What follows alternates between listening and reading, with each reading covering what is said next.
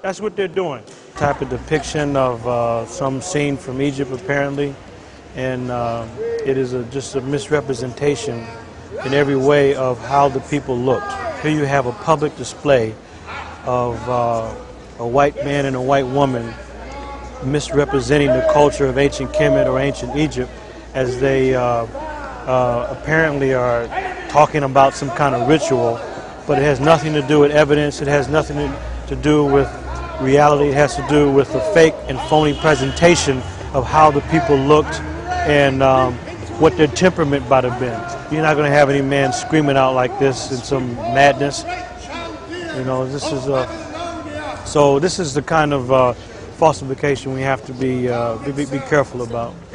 Dirty hands like mere menials. Lies and misdemeanors. Liar. Oh, sir. Liar. I will open it to you that we had to wander through a land plunged into chaos. Lies. Akhenaten, this man Akhenaten Was a black man. They brought Egypt down to the depths. Enemies massed on her borders. The Canaanites, the Hittites, the powerful. He and his queen Nefertiti, who took to herself a new name and became co-ruler of Egypt alongside the Pharaoh. Lies. This was evil. This was wicked.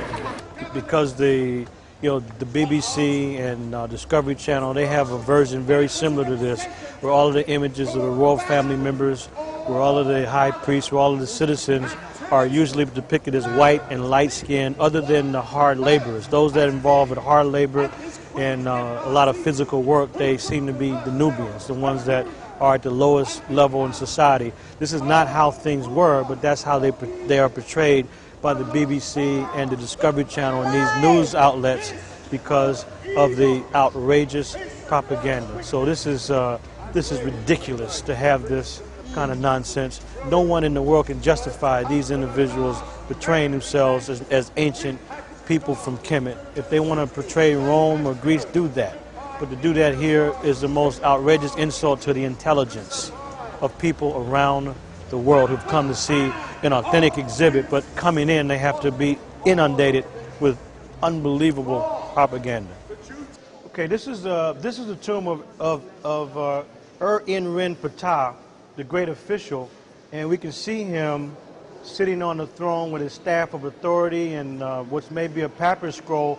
But one of the things I wanted to point out is this phenomenon of the dark legs, colorless face. And one thing I neglected to point out is that you see the middle figure here. You notice this dark coloration, which is consistent with all the other images of these men as they are in procession to the right. But notice the central figure. Notice how a modern museum official have reconstructed his face. As you can see that this is light and white, and that's not natural at all. If you look closely at the nose, it has been recarved from the top of the nose and the bottom, and to give it a point to it, an aquiline appearance. And this face has nothing to do with how the original figure would have looked like. If you look at every one of these other images, they have the fleshy African nose and nostril, which is obvious for anybody that has even close to 20/20 vision. Look at the coloration of the body and the face. In this one, look how unnaturally white it is by people who have deliberately de-Africanized and demelanized this image and gave him a pointed, unnatural, and completely absurd look. This is the kind of thing that takes place after discovery. It can't be any more obvious than this. There's nothing natural could have brought about this radical racial facial change other than someone who's engaged in deliberate fraud and deceit. That's exactly what we have here, and this is very common. And notice that the conspirators here, they didn't change the image of the men on the left or the men on the right. They didn't bother them. The average person is going to look at this and see the great official, and they're going to look, what, front and center. Front and center, and that's where you see the fraud and the phony activity that goes on behind the scenes. This is what we're dealing with here, is a deliberate falsification of evidence by museum officials, not by somebody in antiquity. No one in antiquity would have any motive to alter image. They're not concerned about that. If they went to destroy something, they destroy the whole scene. They don't carefully change facial features and erase the melanin content. So when you come here, point that out to people who have a fantasy that black people are just paranoid. It's not paranoid. This is the obvious fact.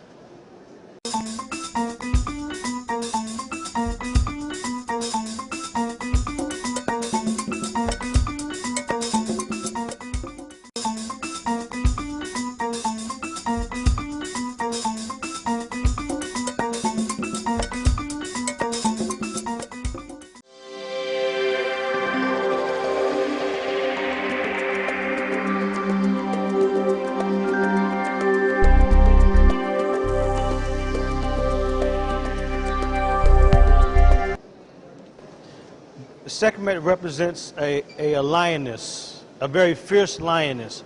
So Sekhmet is the deity that carried out the will of Ra, the great deity Ra. So there's a great text called The Destruction of Mankind, where people were mad at Ra because they felt he was an old ruler.